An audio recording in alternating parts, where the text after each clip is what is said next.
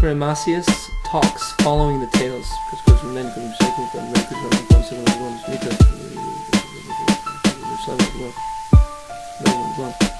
Talks following the story tales, the chandelier maker.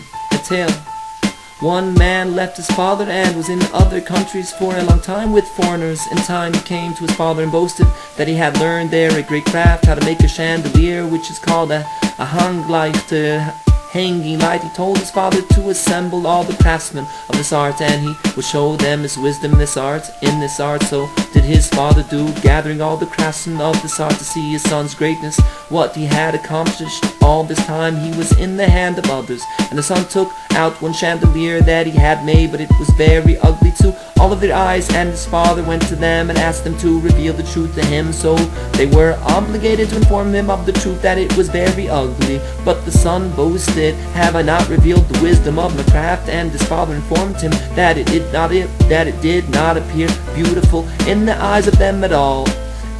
In the eyes of them all. But the son replied, well, with this I have shown my greatness, for I have shown to all of them their lackings. For in this chandelier I found the lackings of each one of the artisans found here. Do you not see that for this person this part is ugly, and another part is very beautiful to him, but for another person it is the opposite? On the contrary, that piece that was ugly for his colleague is beautiful and wonderful in his eyes, but only this piece is ugly. And likewise with all of them, whatever is bad in this one's eyes is beautiful in the eyes of his colleague, and vice versa. And I have made this chandelier solely from lackings, to show to all of them that they do not have completeness and all have a lacking. For what is beautiful in one person's eyes is a lacking in the eyes of his colleague. But in truth, I can make a perfect chandelier.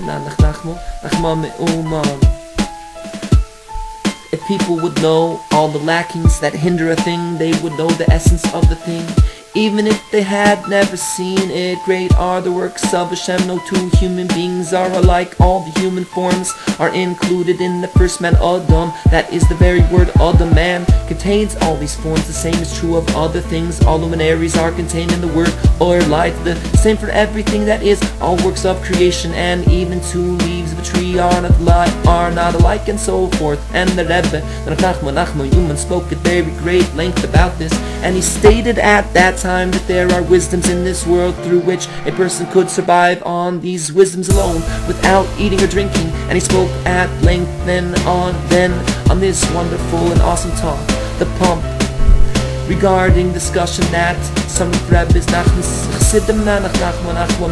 were having about someone who was then in one of the large non-Jewish cities and tarried there a long time, because each time he imagined that now he would succeed, and so it was each time until he was delayed there a long time. And the Rebbe said that this is the way it goes when one comes to such places, that each time it seems to him, now I will accomplish, now I will accomplish, now I will accomplish, now I will accomplish, etc., etc.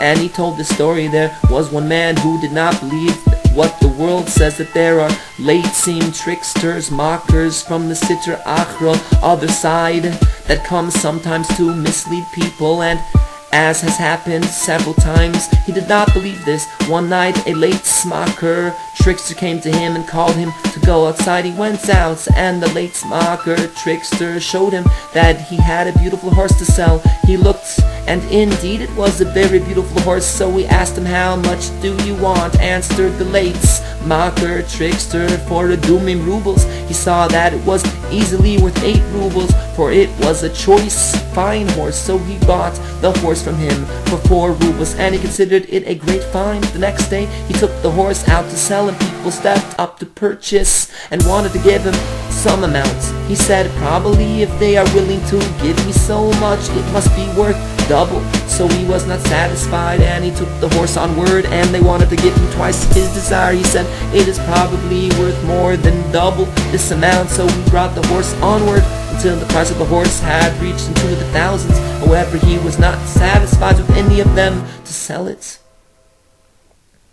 However, he was not satisfied with any of them to sell it for whatever they wanted to give him. He said, it is probably worth twice as much. Eventually, there was no one who could buy it except the king. Eventually, there was no one who could buy it except the king. So So he brought it to the king, and the king wanted to give him an astounding amount, for the horse was exceedingly pleasing to everyone, however he was not willing with the king either, for he said it is probably worth more. Thus even the king was unable to buy the horse, so he went from the king with the horse to water it. There was a plump pump there, from which people take water. The horse jumped into the plump, disappeared, and was no more. That is, it appeared to him as much, for the entire incident of the horse was made up by the latest mocker, trickster. He yelled out loud over this, and people gathered around in response to his screaming and asked him, "Why are you screaming?" He replied that his horse had jumped into the pump, and they beat him with injurious blows, for he appeared insane, since the opening of the pump is very narrow, and how can a horse jump into it? He saw that they were beating him, and that he appeared insane, and he wanted to go from there. As he wanted to leave, the horse began to stick its head out of the pump, so he began to scream again, "Aha, aha! Look!" Since it appeared to him that his horse was there, the people gathered around and beat him again, since he was insane. As mentioned again, he decided to leave, and as soon as he wanted to go, the horse again stuck its head out of the pump. He began again to shout again as before, and the people gathered upon him again and beat him. Thus the sipurei deceives a man each time with nothingness, complete lies, having no substance. As mentioned, he is incited by it, pursues it, and each time it appears to him that he will profit more, and that his desire will be satisfied, so he runs after it repeatedly, and suddenly all his desires disappear, escaping and vanishing from him. All the desires which come upon a person at times, the desires go away a little, and when the man wants to detach from them, then they return and stick out their heads, and he pursues them once again. And so it continues, that as soon as they stick out their heads, he pursues them once again. And he explained the matter no further. Understand this well, flesh and bones, a story about one tzaddik who had completely disengaged himself from that known desire in the proper entirety, and he ascended to the upper worlds, and he saw pieces of flesh and bones sitting in a pot. He asked, "What is this?" They answered him that this was a very, very beautiful woman, and due to the fact that she used to heat her body up for transgressions, she is being heated up here, and he wanted to see her, and they gave him divine names that she should be reassembled as before, and he saw that she was an extremely beautiful woman. And from this it is proper to see the negativity of this desire. If they would cut her into little pieces, would his desire still apply? It is known that sadness, it is the tzaddik who fell into sadness. It is known that sadness is a very despicable trait, and one needs to keep very far away from it, and it is proper to enliven and raise oneself, just knowing that every single movement and change that one makes upon entering the service of Hashem is very, very precious in Hashem's eyes, even if he moves himself only a hair's breadth.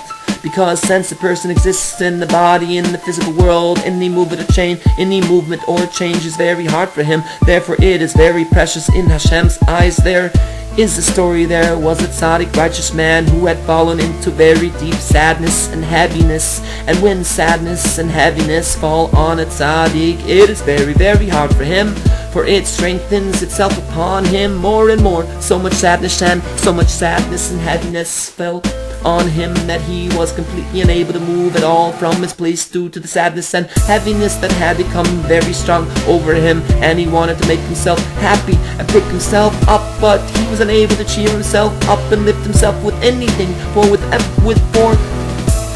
everything he wanted to cheer himself with, the accuser found sadness in it for him, until he was unable to make himself happy with anything, because in any joy that he wanted.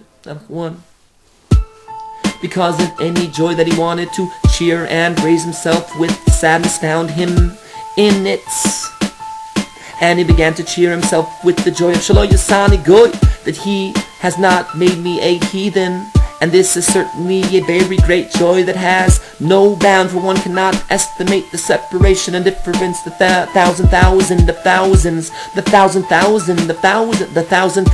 of thousands of separations that are between the holiness of the lowest of lowest Yisraelites, and the filth and the impurity of the idolaters. And when a person recalls the kindness Hashem had upon him in not making him a heathen, it is certainly proper for him for his joy to grow very great, and it is a joy that has no sadness upon it. For when the person makes himself happy with the thing that he himself did, which is a perfect thing to do, and this it is possible, with which is a perfect thing to do, in this it is possible to find sadness in any joy.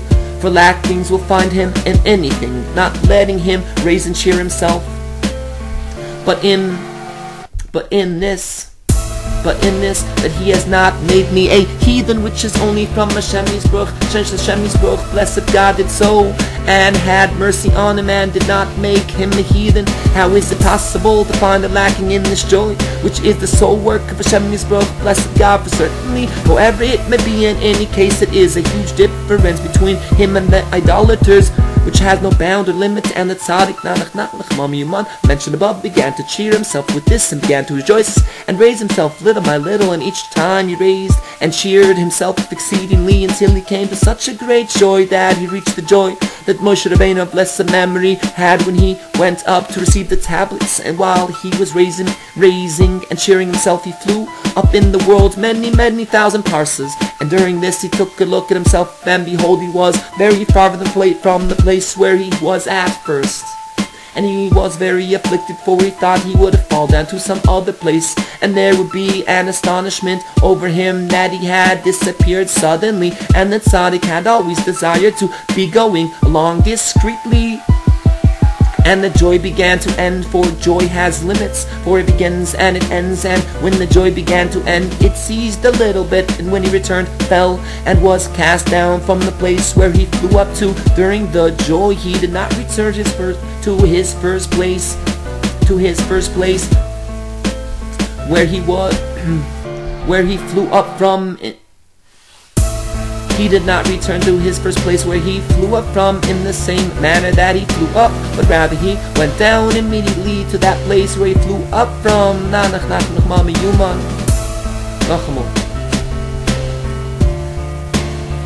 And when he returned, fell and was cast down from the place, and was cast down from the place where he flew up to. During the joy he did not return to his first place where he flew up from in the same manner that he flew up, but rather he went down immediately to that place where he flew up from. And therefore it was a great wonder that he found himself afterwards going down in the original place. Understand this well. Eventually he returned to the place where he was at first.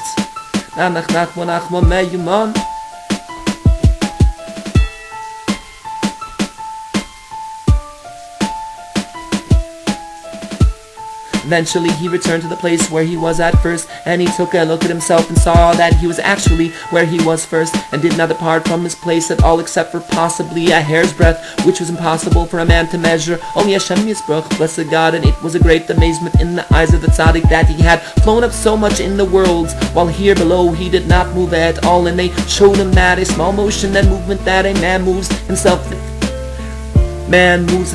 with in this world is so precious in the eyes of Hashem Yisbarach, blessed God, even one that is less than the hair's breadth, that many thousands of worlds and parses are incomparable to it.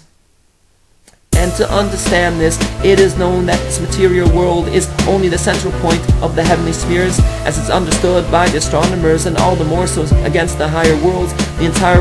The entire earth is not considered more than a point, and it is known that all the lines which you draw from the central point are evidently near each other near the points, and the more they extend from the point, and the more they extend from the point, they become more distant from each other. And so when the lines extend exceedingly far from the point, the lines also become extremely far from each other, even though down below by the point they are adjacent like this. Hence, if a person measures in his mind lines drawn from the core of the earth, even only out to the celestial spheres, thus even if he moves only a hair's thickness. Nonetheless, in the space of the spheres, he is distanced from the place that was the projection of his head, previously being now distanced many thousands of parses in accord with the immensity of the outermost sphere in comparison to the lower earth, as is known, for innumerable stars are fixed there, and each star is a huge world, is as huge as this world, and more, and all the more so when he measures in his mind the lines drawn out to the upper worlds, compared to which the celestial spheres are totally insignificant. Hence there is no bound to the distance he spans there in the upper world, by means of any traversal whatsoever, even less than a hair's breadth, that he spans and goes from the place he was at initially, even though here on the lower earth he did not span and go even so much as less than the hair's breadth, that in his eyes he did not span any distance at all, for this is but indetectable except by Hashem's book, blessed God. Despite all this, there in the upper worlds he spans many thousands of worlds and parses, and all the more when the man goes a parsa or more parses in service of Hashem, eyes has not seen.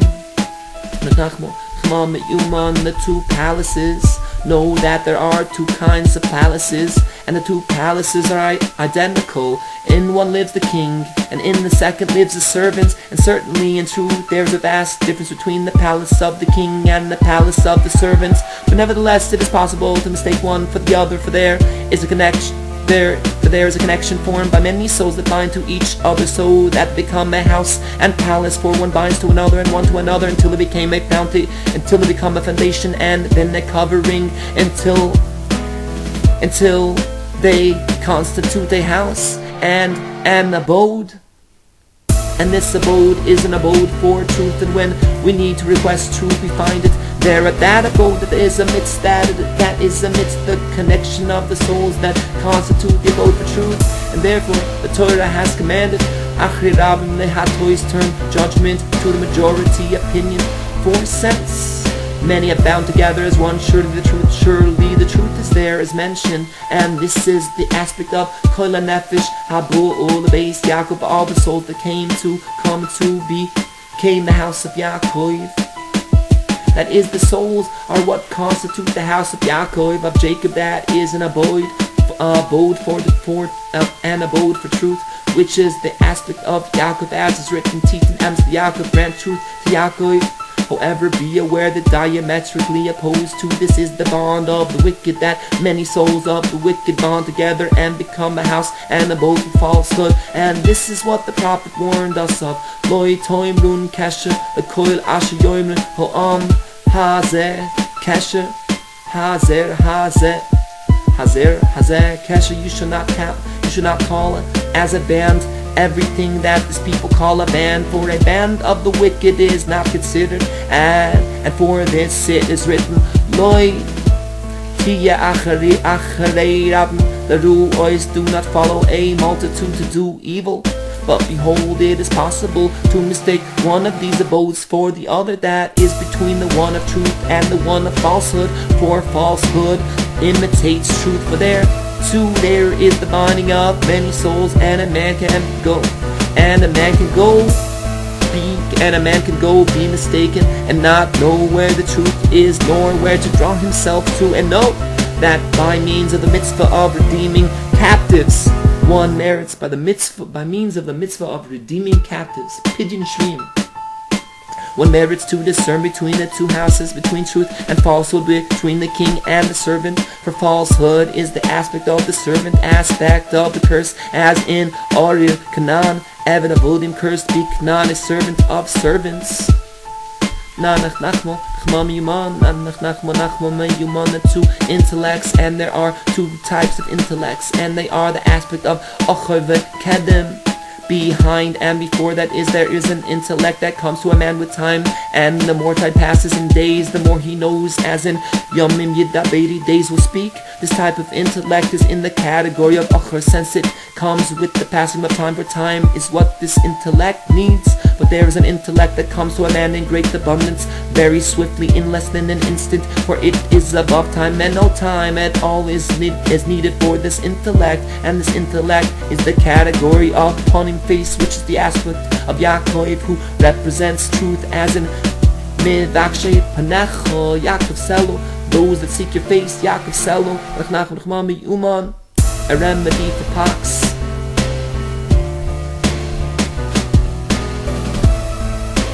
A remedy for pox. After Shabbos Pashas Vaychi, he said, at the Shalosh Shidos, I became aware of a segula for pox. Take chalk and take soap, take chalk and take soap 3 times the weight of the soap. And from the 2 make a bath to bathe the baby, and it is necessary to do this as soon as the baby starts to have fever from this, and it will be effective if the decree is not severe, but if the decree is severe, it will not help. And he said the disease of pox resulted from the sin of the calf. So in this regard the question arises, does the disease not exist also among the nations of the world? But it is brought in the medrash that the nations of the world ought not have any diseases, since their portion is given them in this world, but only in order that they not oppress and overpower Yisrael. All the illnesses that Yisrael have were given to them, as Rashi has explained regarding the verse, do not make me the reproach of an ignoble man, bring plagues and pains upon him as well, so that he will not be able to say to me, so that he will not be able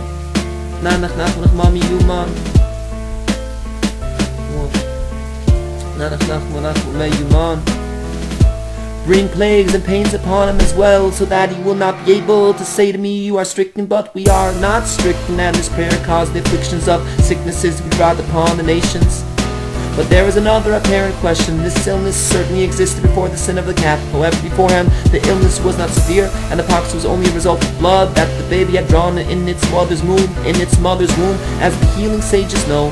But it was not a grave illness with danger of death as it is now, and this is on account of the sin. The remedy is also alluded to in Yirmiyahu, where everything is mentioned in one verse. Even if you wash yourself with Nesser, chalk, and use a lot of boiled soap on yourself, the stain of your sin is before me. Rashi explains that this refers to the sin of the calf. Thus the secret of the segula for this illness caused by the sin of the calf is alluded to here, that is to wash with Nesser, which is chalk, and to use much boiris, which is soap. Understand the wonders. Sarah Esther, a story from days of his youth. One time people came to him with a plea in redemption to pray for a girl, Sarah Esther Bas Yehidis, and he said that she would die, and this is what happened. And he said that he knew this from the Holy Torah, since he had just seen the verse, V'hadogel asher b'yaor Meso v'yivosh, and the fish which were in the river died and stank. And in the words Meso v'yivosh, this was revealed to him. Meso v'yivosh is an acronym of Sarah Esther Bas Yehidis, is an acronym of Meso v'yivosh. Meso v'yivosh is an acronym of Sarah Esther Bas Yehidis. Meso v'yivosh is an acronym of Sarah Esther Bas Yehidis. Mesa Vayivosh is an acronym of Sarah Esther Bas Yehidis Meso. Sarah Esther Bas Yehidis Meso. Woe, Sarah Esther, daughter of Yehidis, shall die. Hashem keep us, Hashem save us, spare us. The Tehillim, the Rebbe urged his men when an unclean mikra accident happens to them, i.e. nocturnal emission, to go immediately and right away to a mikvah ritual bath to immerse, because a mikra can cause, God forbid, what it causes. Therefore it is very good that before some bad things start to be done as a result of it, God forbid, the man should preempt and immerse and purify himself. And and he urged us very much that a man should not fear this at all, for fear, worry, and melancholy. And he urged us very much that a man should not fear this at all, for fear, worry, and melancholy. For fear, worry, and melancholy in this matter are very, very harmful, especially since he has revealed to us the 10 chapters of the Hillel Psalms to remedy this error, namely chapter 16, chapter 32, chapter 41, chapter 42, chapter 59, chapter 77, chapter 9, chapter 105, chapter 137, chapter 150, as explained in the books which have been already printed. At that time he said, whoever merits to fulfill this, to say these the 10 chapters of the Hillel on the same day he has a mikra, God forbid, will surely have his error corrected, and should not think back and worry about it at all. He also made mockery of those chassidim and God-fearing people who, whenever some thought arises in their minds, have fear of having a mikra, and due to this they are accustomed to do the prohibited. God forbid it if it were permitted, and he, a blessed memory, would make mockery of this, and his main intention was that a man needs to not be scared or fear such things at all, without thinking any thoughts at all regarding this, but only be a valiant soldier standing against his craving, and detach his mind from this completely, and not be scared at all, and Hashem shall only let what is good in his eyes happen with him, whatever the Blessed One desires. And he hinted with his words that this is the aspect of the blemish of King David, blessed memory, with Bathsheba, etc. But he did not explain the thing thoroughly. But a person very, very much needs to strengthen himself in joy continuously, and not be cast down in his mind at all due to anything in the world, no matter what happens to him. And if he is strong in his mind, and does not get frightened at all, and does not devise thoughts at all, which they call betrachten, overthinking, and goes wholesomely in joy, he will merit to ultimately pass through everything in peace. And these things are impossible to explain in writing, but a clever person will understand for his enrichments. A king's hand, in addition, is what he told in Shabbos Chanukah of the king's son who was distanced from his father, etc. And he yearned very, very much, etc. And a letter from his father arrived to him, and he was very, very delighted by it. But still he yearned that he would extend his hand to him, and if he would extend his hand to him, he would hug it and kiss it. And afterwards he decided, is this letter not the writing of the hand of the king himself? Is this letter not the writing of the hand of the king himself? So therefore it is the king's hand, etc., etc. All this has not been properly written, for it has been forgotten, since it was not written down at the time. Tam benishlam shvach l'kel boy olam, done and finished. Praise to God, creator of the world. Baruch Hashem. Baruch Hanoisen la yuayv koyach ile ein oinim. עצמיכם, blessed is he who strengthens the weary and increases the might of the weak. Mamon.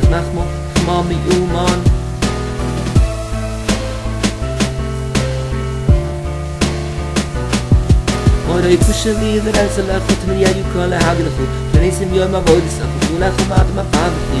Biz Mashiach mekim nachzad na mat avoidisakhu nanachnachu. Mami Yumar the Zay Agal the Chsoidihi would have been good Kav Sab Sali Kik the Good Names and Sana. Appendices sichos haran number 147 to 151. Regarding the tales 147, I heard one of his followers say that before Rבינו, a blessed memory, told the tale of the king's son who was made entirely of gemstones, which is printed in Sipurei Masios lesson 5. He said before telling it, I know a story that contains the entire divine names of 42 letters, and then he told this story, but nonetheless we do not know if this is the story of the 42 letter name. And I too heard from this holy mouth several years ago saying that the Baal Shem Tov, a blessed memory, knew a story that contained the 42 letter name, and he spoke with me then regarding the 42 letter name, and he asked me to find an explanation in common language, i.e. Yiddish, regarding the 2 letters Vav and Tzadi that are in that name, and I could not find it. And according to my understanding, it was because he already knew the secret of that name, but only these two letters, Vav and Tzadi, he was still unable to insert into the matter that he wanted to clothe this name in.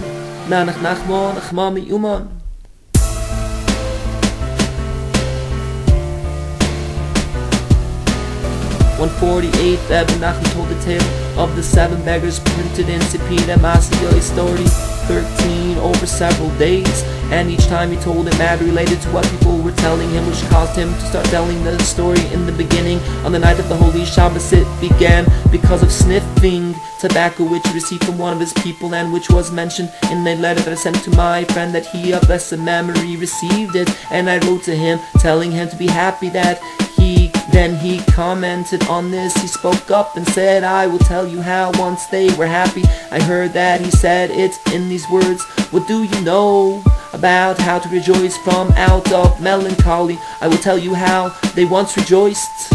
Haran number 63, and he began to tell the story. He told the whole introduction to the story through the end of the first day, pertaining to the beggar who was blind, and all this was on the night of the holy Shabbos, and I, Rabbi Nosson, was at my home in Emerov. Well, while Rabbi Nachman was in Breslev, afterwards on Tuesday, my friend Rab Natali came to my house and told the story, and I stood trembling and astounded, for indeed I had already heard from him many awesome stories, but a story like this I had not ever heard from his holy mouth. Afterwards I went there, and I came to the house of a rabbi of blessed memory, when he was already closed in his room in the morning, which was Wednesday. I entered and approached him and spoke with him a great deal, and I told him stories of the world that I had heard recently, and afterwards he spoke with me regarding the said story which he told on the night of the holy Shabbos, and he said that he greatly desired to know, i.e. tell the ends, that is what happens on all the rest of the 7 days of celebration, and also the whole conclusion of the ending of the story of the king's son who had received the kingdom from his father during his lifetime, with which the story began. And he told me then that similarly, each day of the 7 days of celebration, each day one of the 7 beggars would come and bless them and give them a wedding gift, etc. And he also told me about the order of the story of the elders with the memories, which matter I did not hear in completely clear order from my friend, and he had blessed the memory. He self-explained me a little of it in order, and he also spoke with me regarding the blind one who boasted that he does not remember anything at all in Yiddish, ich gedenk gar nicht. That the explanation of ich gedenk gar nicht is that he remembers when he did not have any existence, etc. And he found this a wonder. Afterwards I greatly yearned that he should start telling about the 2nd day, but I did not attain it. For meanwhile his attendant came and said, Rebbe, it is mealtime, and he said that the table before him to eat, and he set the table before him to eat, and I had to leave from his presence.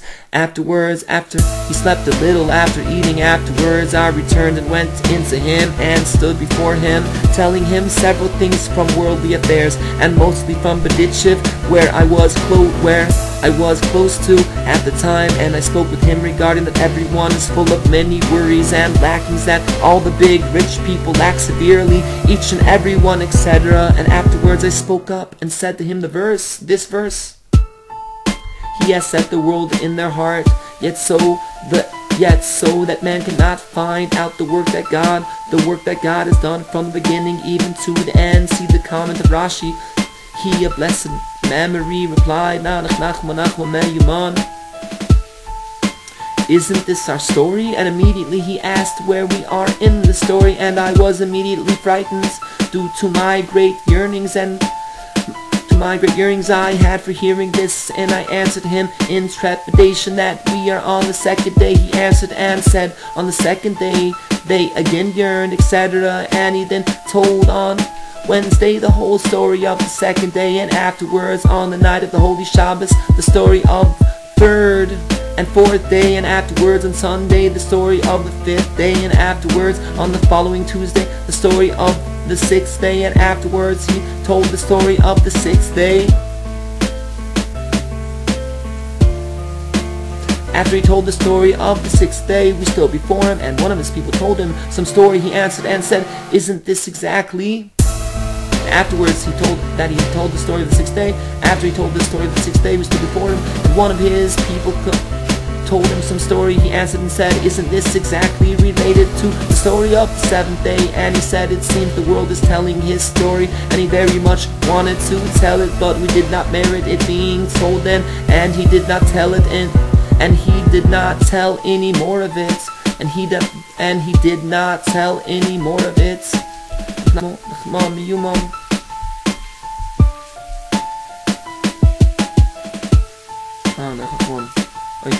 I skipped 148. 148.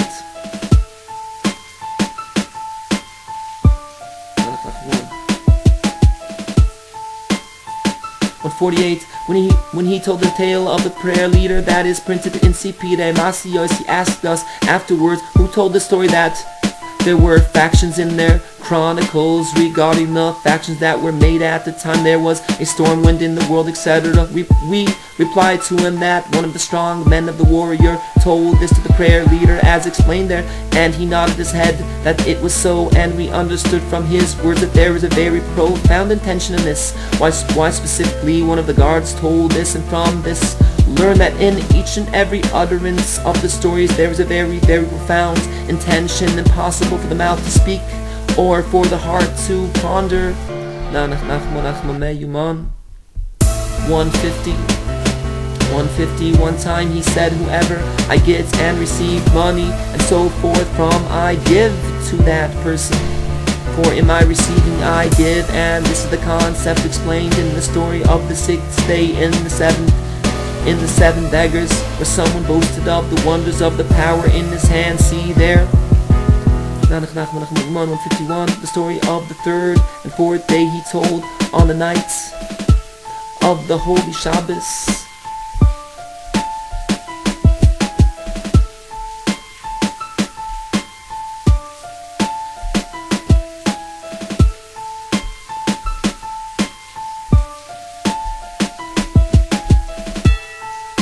The story of the third and fourth day he told on the night of the holy Shabbos is mentioned above, and then at that time his grandson the child was on his sick bed, and he had great affliction from this, for his illness was very serious, especially since his daughter, the righteous Mrs. Adel, may she live long, the mother of the child, had great pain in child raising. God save us, Hashem, keep her now. He of blessed memory went in on the night of the holy Shabbos and sat at the table in great pain, and did not take his time at this meal at all. We blessed right away, reciting the grace after meals, before people started entering into him, as they always did afterwards, after the grace, after meals. He remained sitting at his holy table, and opened his holy, pure and awesome mouth, and then said this wonderful and awesome discussion, which had holy Torah as always in most of his holy discussions. And the whole discussion pertained to the great pain he had. For example, he spoke then of the heart that is pursued, etc. And afterwards, during that conversation, he answered and asked where we were in the story immediately.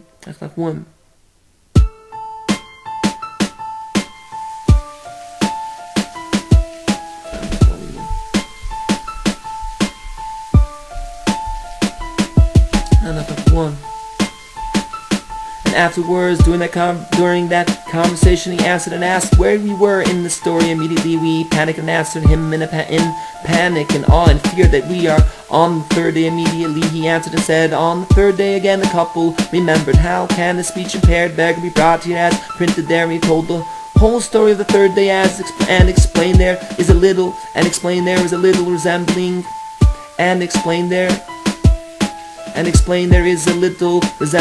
what he told earlier. Then he finished the story of the third day, that a celebration was made there, etc. Then he said in these words, they haben ahili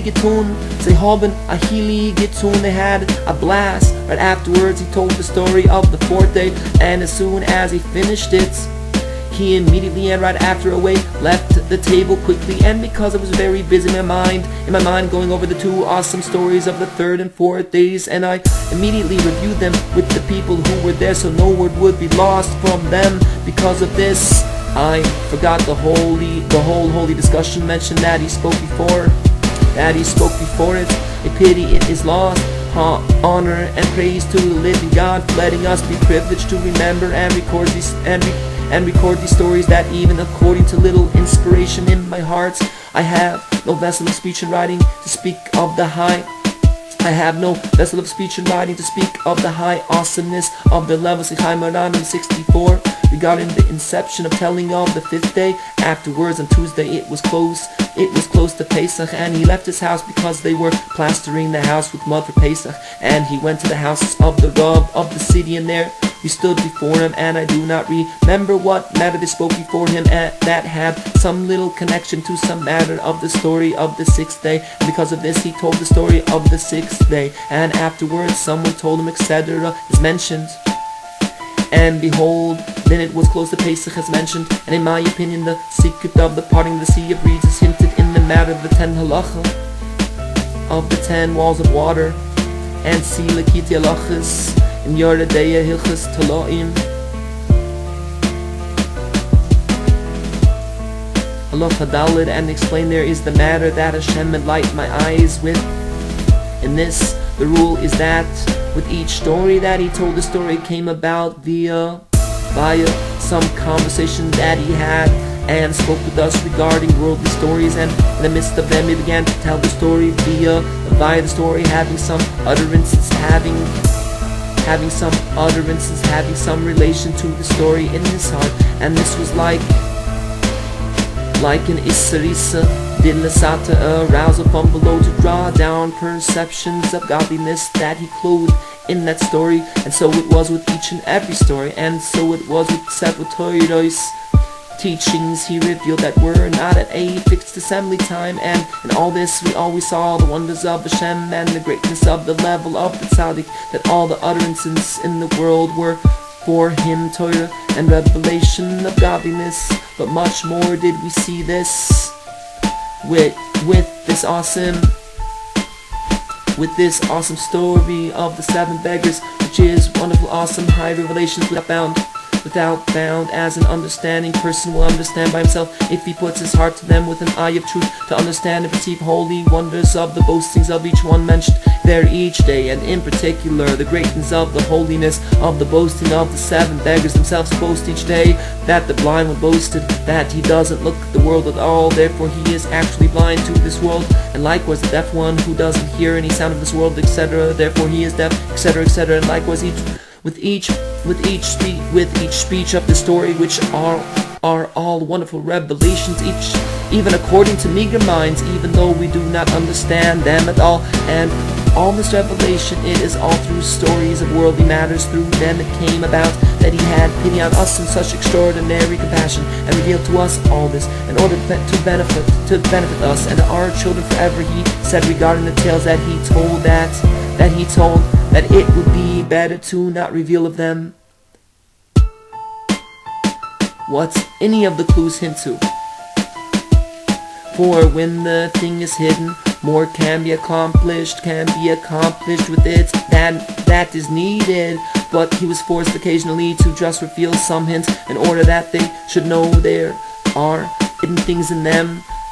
In order they should know there are hidden things in them. Memon.